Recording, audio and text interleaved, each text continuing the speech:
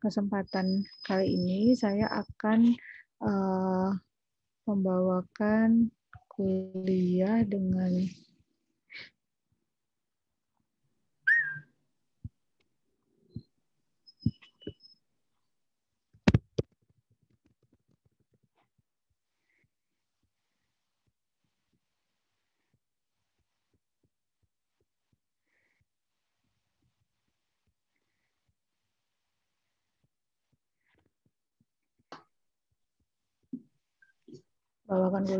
blok CPS 2 K13 dengan judul hipertensi primer. Saya Dr. Naomi Niari Dalimunte dari Divisi Kardiovaskular Departemen Ilmu Penyakit Dalam FKUSU. Sebagai pembukaan, ini ada ilustrasi kasus seorang pria 53 tahun datang ke Poliklinik Penyakit Dalam untuk kontrol rutin diabetes. Saat pemeriksaan fisik dijumpai tekanan darah pasien 150/90 mm Hg, pada pengukuran pertama. Pasien saat dianamnesis lebih lanjut tidak mengeluhkan adanya keluhan tambahan. Pertanyaannya, apakah pasien ini sudah dapat kita katakan menderita hipertensi? Jika sudah, termasuk kriteria klasifikasi hipertensi. Lontong, Mbak. Coba apa? Ada yang mau kasih ini apa namanya? Lontong soto. Pastian boleh di-mute ya. Ada yang mau kasih tanggapan?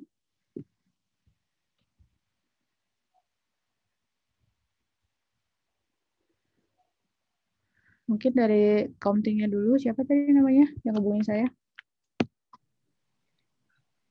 Hasyan dong. Ya, coba Hasyan. Hasyan Siregar. Kira-kira kalau menurut kamu ini pasiennya sudah hipertensi atau belum? Sudah dok. Sudah. Oke. Alasannya? Tekanan darahnya dok tinggi. Oke. Kemudian satu lagi saya minta pendapat dari Siti Hana Zafirah. Iya dok. Menurut Siti ini sudah hipertensi atau belum? Sudah dok. Sudah ya. Karena? Iya, karena udah 150/90 dok. Oke. Oke, kita lanjut ya ke tujuan pembelajaran hari ini.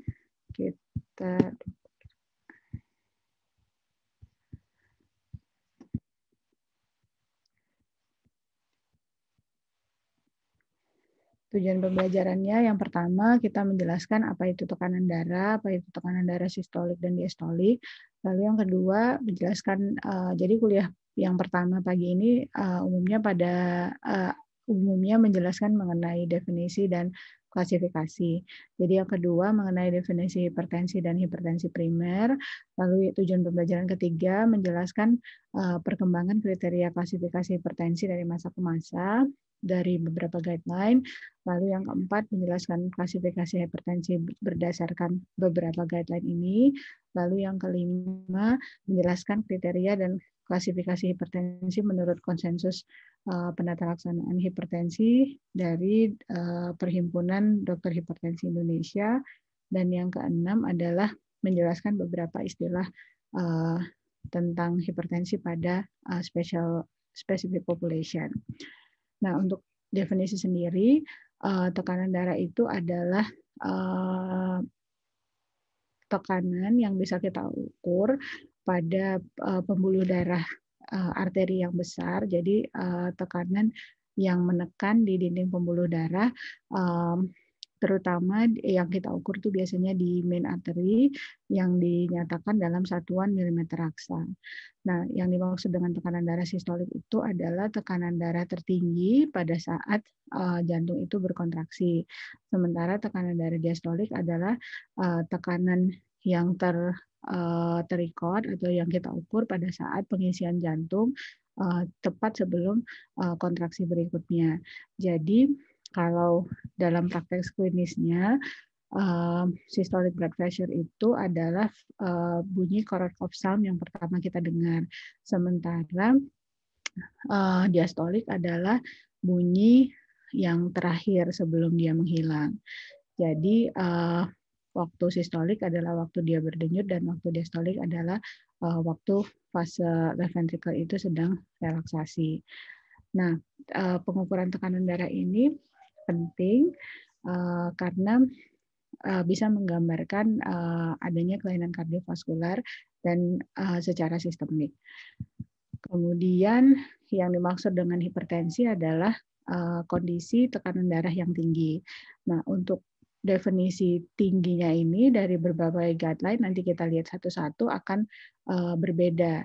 Nah, ada yang secara general dinyatakan apabila systolic blood pressure-nya di atas 140 dan ada juga yang dan atau diastoliknya 90 atau pasiennya sudah menggunakan obat antihipertensi. Jadi untuk angka-angkanya ini nanti bisa kita lihat berbagai guideline agak berbeda-beda sedikit. Nah, untuk berdasarkan etiologinya,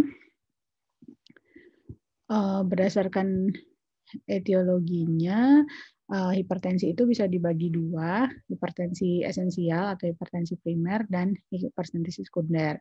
Untuk hipertensi primer ini atau yang esensial itu yang terbanyak. Jadi dari keseluruhan pasien yang menderita hipertensi sekitar 90-95%-nya itu esensial atau tidak kita ketahui penyebab pastinya. Jadi nanti ada faktor-faktor resiko apakah dari lingkungan, makanan, atau faktor-faktor genetik atau penyakit-penyakit komorbid lain yang menyebabkan pasien itu memiliki resiko untuk menderita hipertensi. Di antaranya misalnya pasien dengan diabetes, pasien dengan obesitas, pasien dengan metabolic syndrome itu lebih cenderung untuk menderita hipertensi walaupun bukan itu penyebab dari hipertensinya atau tidak diketahui dengan pasti apa penyebabnya. Sementara secondary hipertensi itu adalah hipertensi yang kita ketahui penyebabnya termasuk kelainan ginjal misalnya stenosis arteriorenalis atau misalnya pasien dengan kelainan endokrin seperti pheochromocytoma.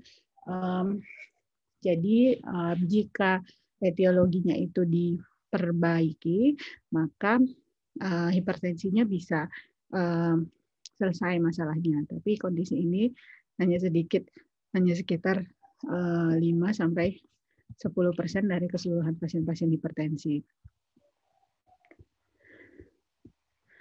Kemudian untuk kriteria dan klasifikasi hipertensi, jadi ada banyak guideline untuk masalah hipertensi, mulai dari Joint National Committee 8 yang merilis tahun 2014. Sebenarnya yang paling banyak digunakan itu adalah JNC7 dulu yang cukup lama, kemudian yang terbaru JNC8 tapi tidak begitu populer digunakan. Nah, kemudian yang dua ini adalah yang cukup global penggunaannya di seluruh dunia, yaitu guideline dari ACC/AHA, American College of Cardiology, tahun 2017, atau dari Eropa, European Society of Cardiology dan European Society of Hypertension, tahun 2018. Lalu Indonesia sendiri, kemudian Perhimpunan Hipertensi Indonesia, merumuskan konsensus menata laksanaan hipertensi yang bahan-bahannya diambil dari guideline-guideline yang ada di dunia, terutama di ACC dan ESC ini membentuk konsensus sendiri tahun 2019. Kemudian ada juga yang terbaru tahun 2020 International Society of Hypertension juga membuat satu rekomendasi mengenai hipertensi. Kemudian ini adalah klasifikasi hipertensi berdasarkan JNC8. Jadi di sini bisa kita lihat bahwa yang disebut hipertensi berdasarkan JNC8 adalah klasifikasinya untuk usia dewasa ya di atas 18 tahun jika tekanan darah sistoliknya 140 sampai 159 atau diastoliknya 90 sampai 99. Di sini JNC7 menggunakan kata atau untuk antara sistolik dan diastolik. Kemudian sementara ACC/AHA tahun 2017 justru membagi klasifikasi tekanan darah itu menjadi 4 stadium atau 4 level berdasarkan rata dari blood pressure di healthcare setting. Jadi spesifik dinyatakan bahwa rata-rata tekanan darah yang diukur di klinik atau office pressure. Di sini yang disebut hipertensi dikatakan justru lebih rendah, yaitu 130 sampai 139, atau sistolik atau diastoliknya 80 sampai 89. Kemudian ada notes-nya di sini bahwa tekanan darah tersebut harus merupakan rata-rata dari lebih dari 2 kali pengukuran yang dilakukan lebih dari 2 kali pertemuan. Jadi nanti untuk lebih lengkapnya bagaimana cara mengukur tekanan darahnya bisa dibaca sendiri di guideline-nya. Lalu ESC tahun 2018 mengeluarkan guideline juga dengan definisi hipertensi itu adalah pengukuran tekanan darah di office juga, di klinik, di mana systolic blood pressure-nya itu lebih sama dengan 140 dan atau diastoliknya lebih sama dengan 90 sampai 99. Jadi ada perbedaan yang untuk ACC/HA dia lebih rendah untuk menyatakan hipertensi. Jadi 130 sudah termasuk hipertensi untuk ACC/HA. Sementara untuk ESC di atas 140 dan atau diastoliknya 90 sampai 99. Nah, kemudian ini juga berlaku untuk dewasa. Kemudian International Society of Hypertension tahun 2020 mengeluarkan guideline juga mirip dengan ESC bahwa tekanan darah sistolik di office atau di klinik yaitu lebih sama dengan 140 dan atau tekanan darah diastoliknya lebih dari 90 atau 90 sampai 99 dengan catatan repeated examination. Jadi harus dengan pemeriksaan yang berulang. Nah, selanjutnya ini kalau pasiennya melakukan pemeriksaan tekanan darah di klinik. Nah, jika misalnya kita ada keraguan apakah pasien itu hipertensi atau tidak, kita bisa melanjutkan dengan melakukan pemeriksaan berulang, atau bisa juga dengan melakukan pemeriksaan untuk uji diagnostik tambahan dengan menggunakan ABPM atau meminta pasien melakukan home blood pressure monitoring. Nah, jadi nilai angkanya untuk office BP yang kita sebut sebagai hipertensi tadi adalah sistolik lebih dari 140 dan atau diastolik lebih dari atau sama dengan 90. Sementara untuk kriteria ABPM nanti berbeda, apakah yang rata-rata 24 jamnya atau misalnya rata-rata daytime waktu bangun atau rata-rata nighttime. Sementara home blood pressure monitoring dia ada kriterianya sendiri. Nah, jika dibandingkan antara guideline ACC/AHA dengan ESC, jadi guideline Amerika dan guideline Eropa, terlihat bahwa di guideline Amerika itu definisi hipertensinya itu tekanan darahnya lebih rendah, 130. Kemudian juga untuk usia, target tergantung usia juga berbeda.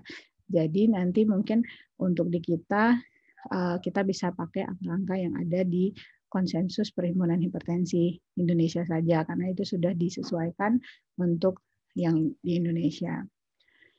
Nah, jika dibandingkan antara JNC7 dengan ACC/AHA juga terlihat bahwa kalau misalnya pada pasien pada JNC7 masih tergolong prehipertensi, sementara pada ACC/HA sudah termasuk yang stadium 1. Nah, ini adalah perbandingan antara International Society of Hypertension Guideline dengan European Guideline.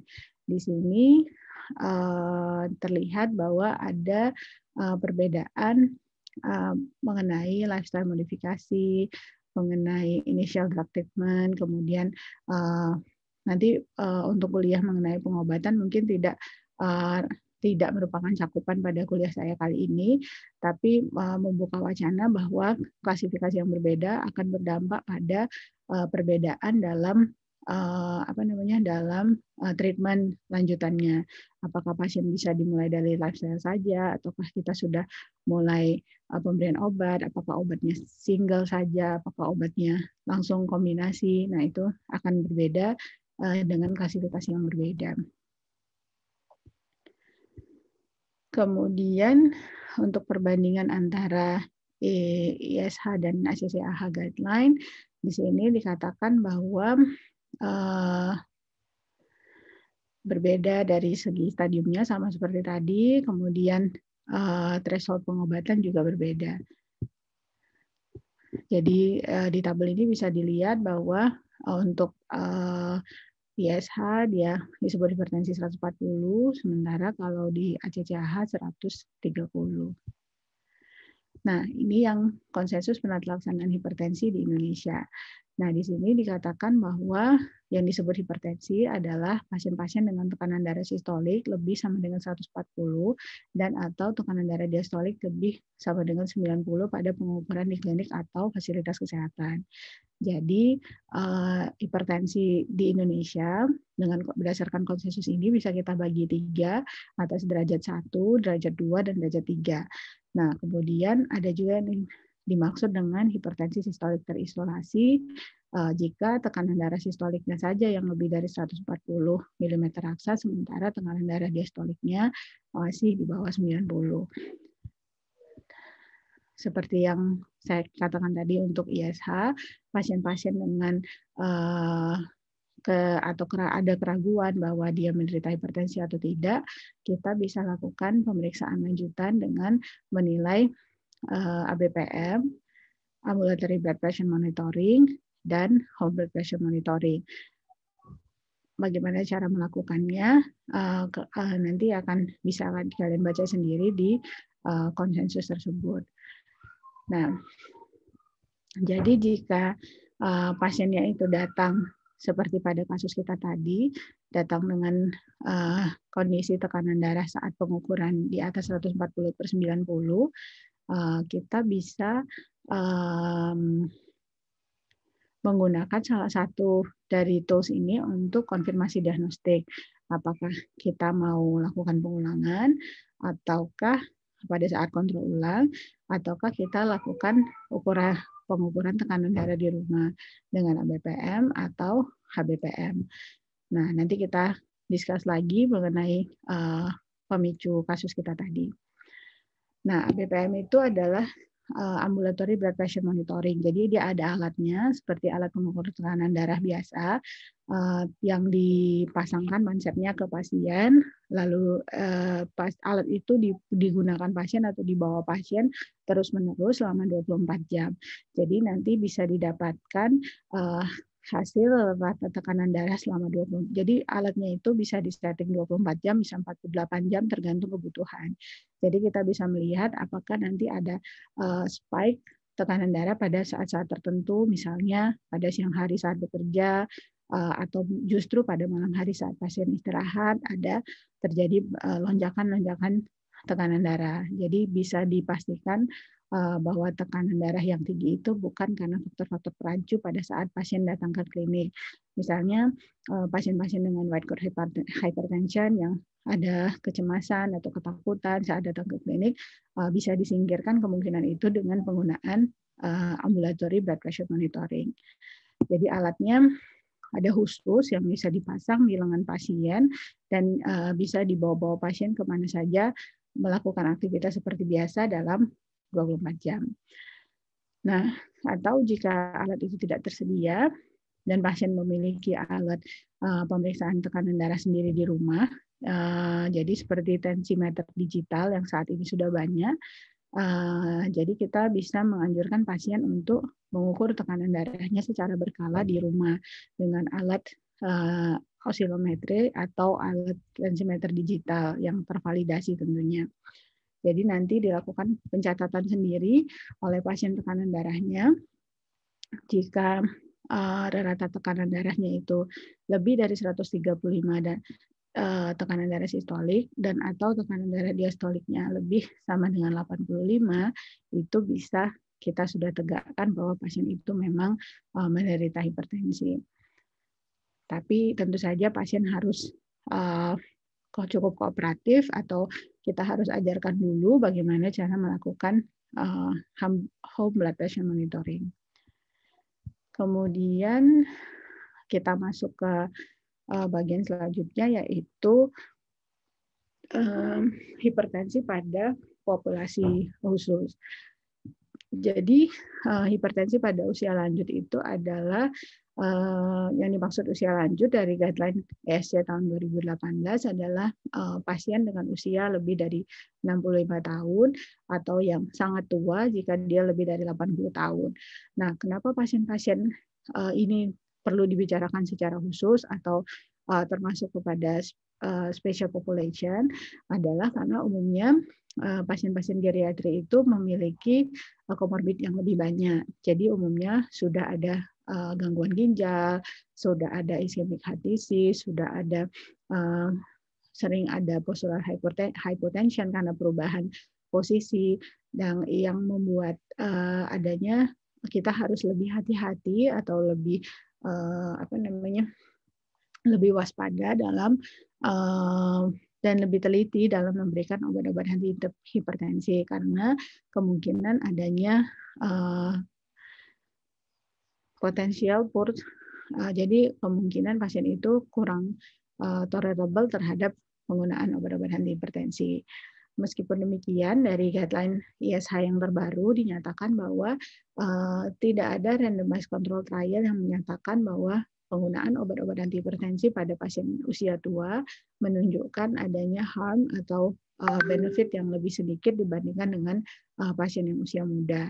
Hanya saja tetap diperlukan adanya titrasi dosis yang lebih hati-hati dan juga monitoring yang lebih ketat pada pasien-pasien dengan hipertensi, terutama yang memiliki komorbid yang banyak. Kemudian ini adalah contoh dari rekomendasi dari ACCAH tahun 2017. Di sini dinyatakan misalnya perbedaan antara penanganan hipertensi pada general atau pada dibandingkan dengan hipertensi pada pasien usia lanjut, targetnya adalah misalnya pada targetnya treatment of hypertension with a systolic blood pressure treatment goal di bawah 130 itu tidak direkomendasikan untuk pasien-pasien di atas usia 65 tahun. Jadi untuk pasien yang tua sekitar 130 atau lebih sedikit dari 130 masih dianggap aman atau masih dianggap sudah tercapai pada pasien. Jadi targetnya tidak untuk menurunkan tekanan darah yang terlalu rendah pada pasien-pasien dengan usia lanjut. Kemudian yang sering nanti yang meliputi kegawat daruratan adalah hipertensi krisis. Jadi secara umum hipertensi krisis ini bisa kita bagi dua, yaitu hipertensi emergensi dan hipertensi urgensi. Nah, yang dimaksud dengan hipertensi emergensi adalah peningkatan tekanan darah yang severe atau hipertensi grade 3 di atas 180/120 mm raksa yang berhubungan dengan adanya target organ damage yang baru atau perburukan dari target organ damage yang sudah ada. Misalnya pasiennya sudah selama ini diketahui menderita gagal jantung, kemudian karena adanya lonjakan dari tekanan darah, pasien mengalami akut heart failure atau gagal jantung akut akibat peningkatan tekanan darah yang mendadak tersebut. Nah, itu bisa kita masukkan ke dalam kategori hipertensi emergensi.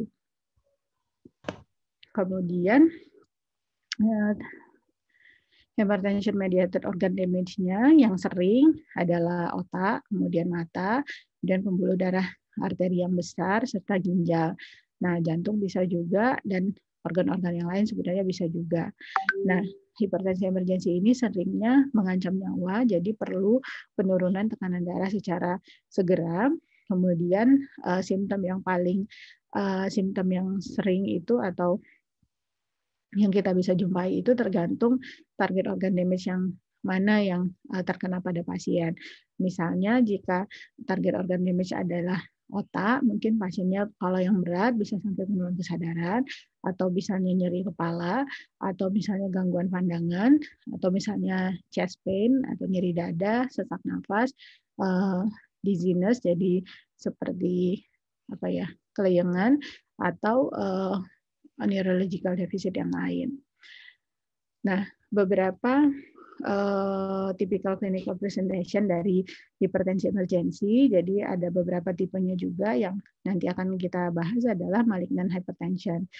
Kemudian ada juga hipertensi ensefalopati atau hipertensi yang berhubungan dengan kondisi klinis yang lain seperti yang saya katakan tadi, berhubungan dengan acute heart failure, berhubungan dengan acute myocardial infarct, berhubungan dengan aortic dissection, atau yang berhubungan dengan feokromositoma, atau juga pasien-pasien dengan yang hamil, jadi berhubungan dengan severe hypertension pada pregnancy ataupun preeklamsi atau eklamsia. Kemudian untuk malignant hypertension adalah severe hypertension, biasanya grade 3. Kemudian kata-kata malignan ini jadi biasanya grade 3 di atas 180/120. Kata-kata malignan ini menyatakan prognosisnya yang jelek jika tidak diobati. Kemudian dia biasanya berhubungan dengan, jadi kalau kita lakukan pemeriksaan fundoskopi akan terlihat adanya perdarahan atau edema papila edem. Kemudian bisa berhubungan dengan kondisi-kondisi klinis yang lain, misalnya ensefalopati, acute heart failure, acute deterioration of renal function juga bisa. Nah, berbeda, jadi tadi hipertensi krisis ada 2, emergensi dan urgensi. Jadi kalau dia urgent, itu perbedaannya dengan emergensi adalah ada sama-sama severe blood pressure elevation, tapi tidak ada perubahan akut atau kejadian akut dari target organ hipertensi mediated organ damage. Jadi tidak ada kerusakan organ target yang terlihat.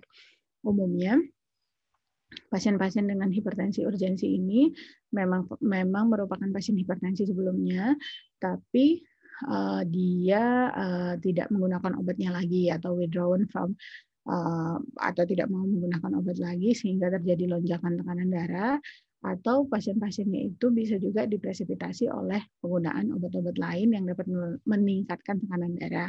Misalnya obat-obat simpatomimetik seperti metamfetamin atau kokain. Lalu hipertensi tak berkomplikasi adalah pasien-pasien dengan hipertensi bukan hipertensi derajat 3 ya, pasien-pasien hipertensi yang tanpa dijumpai adanya kerusakan organ target atau adanya kejadian kardiovaskular. Nah, untuk isolated systolic hypertension ini adalah pengertiannya adalah tekanan darah sistoliknya saja yang tinggi, tapi diastoliknya tidak tinggi. Nah, ini sering dijumpai pada pasien-pasien usia tua atau pasien-pasien lansia. Penyebabnya adalah penurunan elastisitas dari arteri karena deposisi kalsium atau kolagen pada dinding arteri. Jadi, karena elastisitas yang berkurang di arterinya, tekanan sistoliknya menjadi lebih tinggi, tetapi diastoliknya tidak terpengaruh. Tapi ini tetap tergolong ke pasien-pasien hipertensi. Nah, selanjutnya adalah pasien dengan resisten hipertensi. Definisinya adalah tekanan darah lebih dari 140/90 pada pasien yang sudah mendapatkan 3 atau lebih obat antihipertensi dengan dosis optimal atau maximal tolerated dosis, yang salah satu dari obat hipertensinya itu adalah diuretik. Nah, kita harus dengan catatan sudah menyingkirkan penyebab-penyebab pseudoresistan hipertensi, misalnya cara teknik pengukuran tekanan darah yang tidak tepat, white coat hypertension, ataupun misalnya dosis obat antihipertensinya memang belum optimal. Ini prevalensinya sekitar 10-20% pada pasien-pasien yang hipertensi. Jadi pasien yang sudah mendapatkan lebih dari 3 macam obat antihipertensi termasuk diuretik, kita kategorikan dengan dosis obat yang sudah optimal, kita kategorikan sebagai resistant hypertension. Sementara refractory hypertension adalah kejadian ekstrim dari resistant hipertensi, di mana ada kegagalan pengobatan. Jadi pasien itu sudah menggunakan lebih dari 5 obat antihipertensi dengan jenis yang berbeda, termasuk diantaranya adalah long acting diuretik atau chlortalidon, atau sudah menggunakan mineralocorticoid reseptor antagonis spironolactone, tapi tekanan darahnya belum terkontrol. Kemudian prevalensinya cukup sedikit, hanya sekitar 5% dari keseluruhan resistan hipertensi. Biasanya berhubungan dengan kardiovaskular komplikasi termasuk left ventricular hypertrophy, heart failure, dan stroke. Oke. Saya balik lagi ke kasus.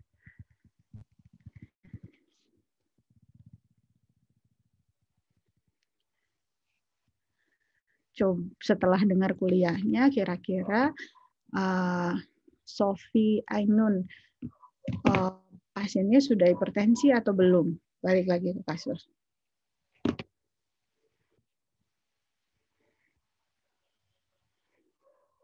Sophie Ainun ada?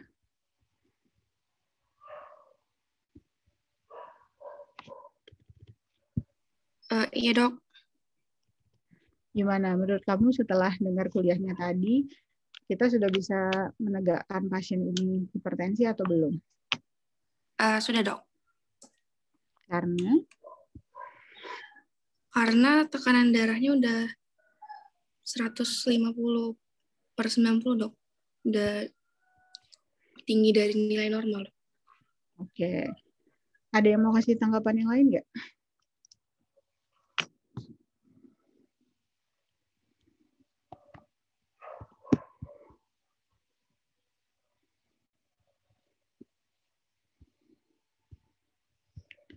Ada yang mau kasih tanggapan yang lain? Ain Heidi.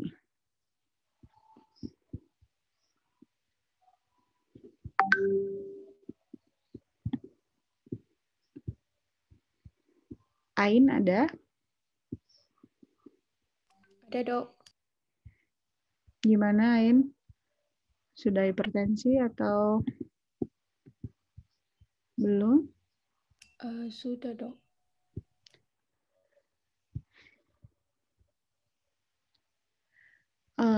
Dari penjelasan saya tadi cukup nggak dengan 1 kali pengukuran tekanan darahnya? Atau memang kita dari 1 kali pengukuran pasien dengan diabetes dengan tekanan darah yang di atas 140/90, apakah memang langsung sudah bisa kita sebut hipertensi atau kita perlu pengukuran berulang?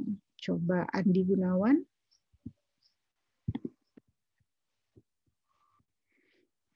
Andi ada?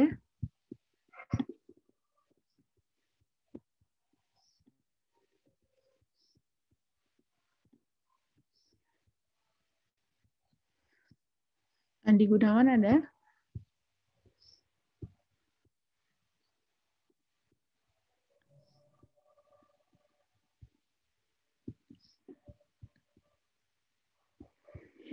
Gabriela kalau enggak.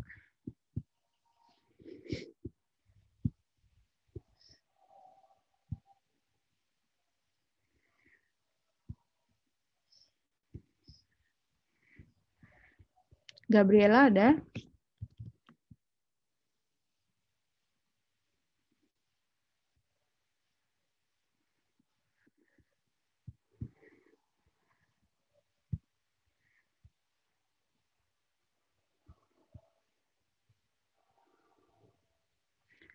Atau Asima Rodiarta Sirait? Iya dok. Atau cukup 1 kali pengukuran atau kita perlu pengukuran berulang? Perlu pengukuran berulang, Dok. Lebih dari sama dengan 2 kali, Dok. Bisa pada kunjungan yang sama atau jadi pasiennya tadi kan datang tuh ke poli, tensinya kamu tensi 150/90. Kita ulang saat itu juga atau bagaimana? Kita ukur 3 kali di poli, kita ambil rata-ratanya atau gimana?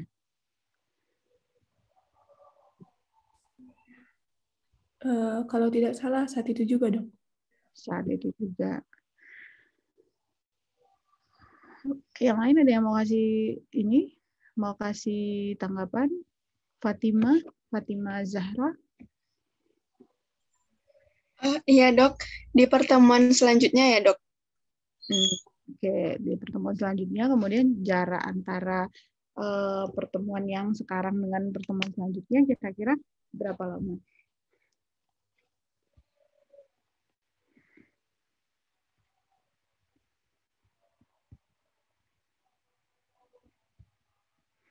Berapa lama, Fatima?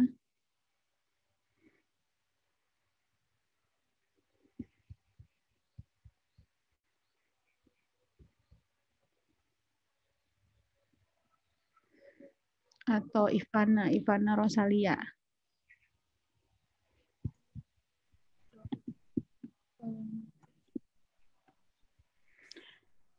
Jadi kamu, Ivana, nanti kamu jelasin ke pasiennya apa nih? Saya udah hipertensi belum ya, Dok? Gitu. Kamu jawabnya apa?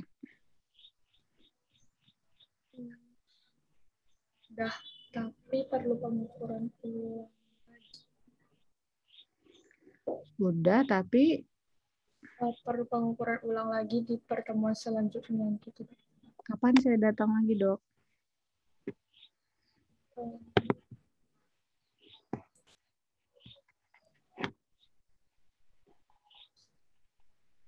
Satu minggu lagi.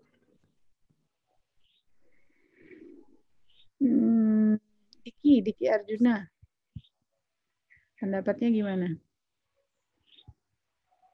Diki ada?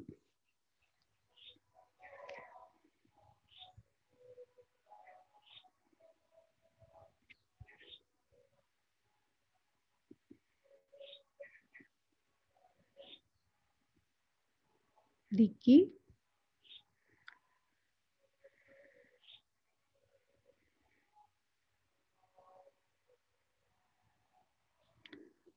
Ada Umu Arifah Saragih.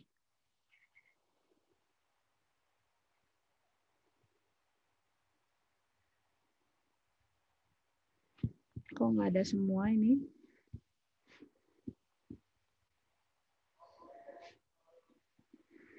Muhammad Fatur Rahman? Iya, Dok. Gimana? Kapan kamu suruh pasiennya datang lagi? 3 hari kemudian, Dok. Oke. Nanti kalian baca lagi ya. Kebetulan kuliah saya kali ini cuman klasifikasi aja. Tapi nanti di kuliah selanjutnya mungkin ada penjelasan lebih lanjut kapan kita anjurkan pasiennya untuk datang lagi untuk melakukan pemeriksaan tekanan darah lanjutan. Jadi harus kalau misalnya kalian mau jawab 3 hari, mau jawab 1 minggu, harus ada dasarnya. Berdasarkan rekomendasi ini, kita harus lakukan pengulangan dan berapa lamanya kalau dari konsensus Perhimpunan Hipertensi Indonesia tadi memang justifikasi klinis dari dokternya. Jadi kalau misalnya sepertinya klinisnya agak jelek, mungkin dalam periode waktu yang lebih singkat dalam 1 bulan itu. Tapi kalau misalnya baik dan kita curiga ada faktor-faktor perancu yang buat tekanan darahnya tinggi saat itu coba kita singkirkan dulu. Jadi kemungkinan white coat hypertension atau misalnya pasiennya kan ada tuh syarat-syarat sebelum mengukur tekanan darah, pasien harus duduk dulu posisi, terus harus sudah istirahat sekian lama, 5 menit setidaknya, sudah mengambil posisi duduk, dan faktor-faktor perancu lain atau obat-obatan yang harus kita review ulang, baru kita bisa menyenegakkan diagnosa pasien itu hipertensi atau tidak. Jadi tidak gampang untuk menegakkan diagnosa pasien hipertensi atau tidak. Itu poin pertama. Yang kedua, tapi kalau pasiennya datang dengan hipertensi stadium 3 pada saat di klinik kita jumpain, itu perlu kita lakukan pengukuran berulang. Jadi kita jarakkan beberapa menit, 10-15 menit, kita ulang lagi jika faktor peracunya sudah, saya pasien sudah istirahat, tidak ngos-ngosan baru sampai ke poli kita tensi, tetap tinggi, treatment saat itu juga. Jadi kalau dia pasiennya tensinya di atas 180 atau 180-an, jangan kalian suruh pulang tanpa obat-obatan, harus di-treat saat itu juga kalau dia stadium 3. Tapi kalau misalnya stage 3, tapi kalau misalnya stage 1 atau misalnya ragu-ragu sekali, kalau misalnya 150 sih biasanya sudah, tapi kalau misalnya 140 pas-pasan di batas bawah, mungkin kita pertimbangkan untuk pemeriksaan berulang pada kunjungan berikutnya, atau saat di klinik juga boleh kita ulang. Jika hasilnya masih sama meragukannya, boleh pada kunjungan selanjutnya. Nah, kemudian jika kita memiliki fasilitas untuk pasien bisa diperiksa BPM atau home blood pressure monitoring, mungkin itu lebih objektif dibanding untuk mendapatkan data tekanan darah pasien secara lebih akurat. Oke, ini buat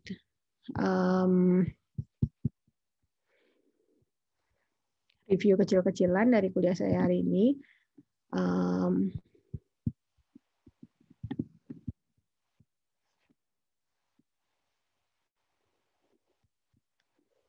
Kira-kira ada yang mau volunteer buat jawab nggak?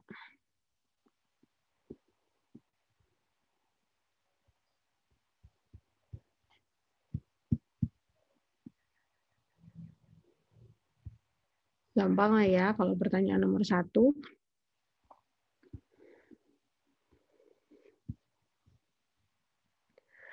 Windra Aditya Tanjung, coba nomor 1.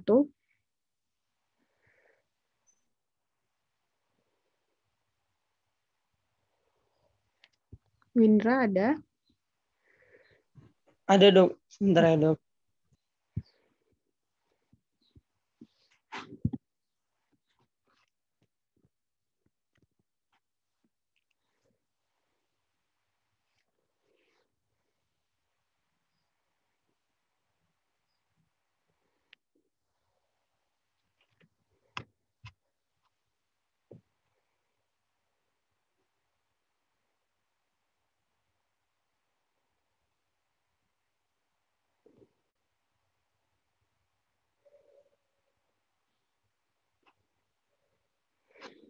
Ada Windra? Atau Salsabila bisa bantu?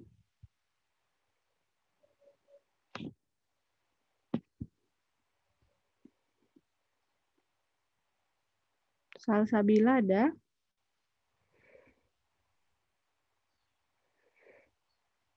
Iya, dokter. Nomor 1 bisa dibantu jawabannya apa?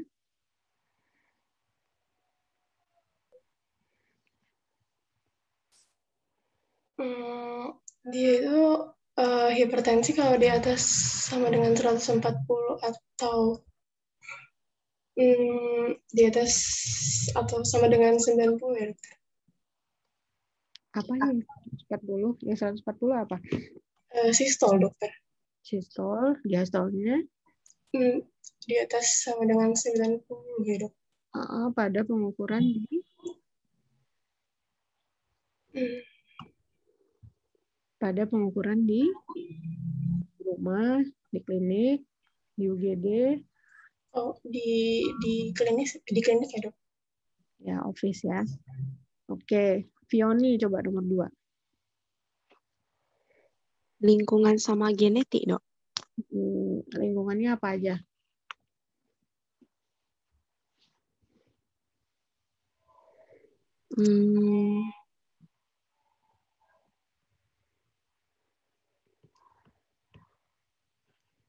Kalau genetik kan nggak bisa diapa-apain ya. Kalau lingkungan, kira-kira apa? Kalau genetiknya kayak DM, obes, kok lingkungannya tadi apa ya? Kieri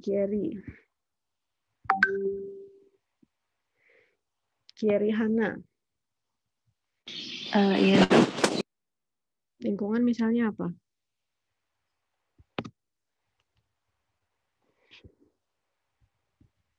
Biasanya edukasi kita paling sering ke pasien DM apa tuh?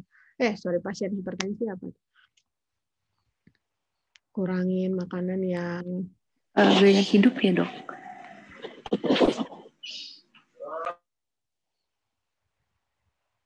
gaya hidupnya apa nih, Kieri? Seperti merokok sama konsumsi makanan gitu, Dok. Makanan apa? Makanan yang seperti junk food atau yang berlemak gitu ya, Dok. Atau yang tinggi garamnya, yang asin. Ya, Dok. Hipertensi yang natriumnya tinggi. Oke, Dava Fatih, nomor 3.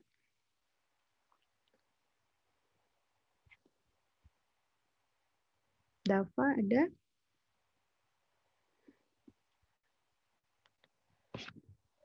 Dava Fatih?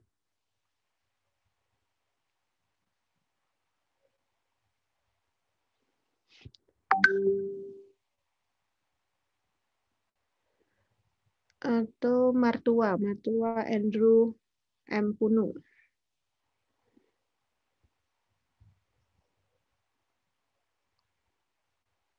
Ada Martua?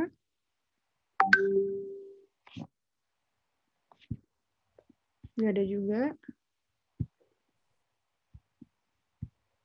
Albert Tanaka? Hadir, Dok. Nomor 3 apa, Albert? Otak, retina, arteri, sama ginjal, Dok.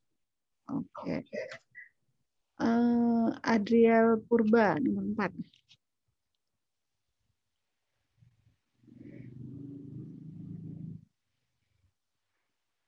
Adriel ada? Ada, Dok. Apa tuh nomor 4? Kalau HPPM itu bisa di luar rumah atau di rumah gitu ya, Dok. Kalau HPPM itu kan ambulatory blood pressure monitoring. Jadi dia bisa di rumah. Kalau HBPM? Dia bisa di luar atau di dalam rumah, Dok. Yang home. Tapi home. Oh iya, Dok, terbalik, Dok. Maksudnya yang HBPM yang bisa di rumah, Dok. Jadi bedanya tuh ya, kalau ABPM alatnya itu dibawa kemana-mana. Jadi alatnya itu ditempel ke badan pasien, diikat gitu mansetnya terus-terusan jadi pasien nggak mandi lah 1 harian itu. Alatnya itu terus-terusan dibawa pasien, dia tidur, dia makan, dia jogging, dia kerja, itu dibawa terus. Jadi namanya ambulatory blood pressure monitoring. Alatnya khusus, beda dengan alat tensimeter yang biasa kita pakai. Tapi kalau home blood pressure monitoring itu adalah pasien melakukan pengukuran tekanan darahnya sendiri di rumah dengan alat yang biasa kita gunakan. Kalau misalnya memang ada yang bisa tensi di rumahnya yang bisa tensi dia, atau dia pakai alat digital, tensimeter digital, dia catat sendiri hasilnya, itu yang disebut dengan home blood pressure monitoring. Kalau ambulatory blood pressure monitoring itu alatnya memang spesifik khusus. Oke, pertanyaan kelima yang terakhir, Indir Nicholas Muskita. Hadir, Dok. Apa tuh bedanya? Kalau hipertensi emergency, tekanan darahnya udah di grade 3 dan akan menyebabkan target organ damage. Antara target organ damage-nya memarah atau baru. Kalau yang urgency itu dia tidak ada target organ damage-nya, Dok. Oke. Jadi kalau yang emergency ada target organ damage, sering life threatening yang mengancam nyawa, jadi perlu diturunkan segera tekanan darahnya. Pasiennya harus dirawat inap di rumah sakit, biasanya menggunakan obat-obat antihipertensi yang intravena.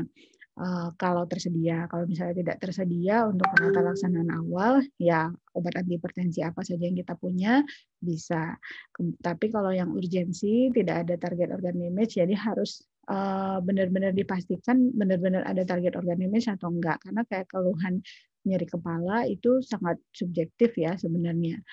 Nah, kalau misalnya yang urgensi itu tidak ada target organ damage, kita perlu turunkan tekanan darahnya, tapi tidak secepat atau seagresif pada pasien-pasien dengan hipertensi emergensi. Oke, sudah mau jam 8. Sebelum saya tutup, oke, yang rusak mikrofonnya nggak apa-apa. Ada yang mau tanya di 2 menit terakhir? Izin bertanya, Dok. Ya. Kalau misalnya kita ukur tekanan darah sistoliknya itu termasuk grade 1, tekanan darah diastoliknya itu termasuk grade 2, Dok. Itu berarti kita klasifikasi sebagai grade 1 atau grade 2, Dok? Kita ambil yang tertinggi. Jadi dari guideline dikatakan diambil yang tertinggi. Jika salah satu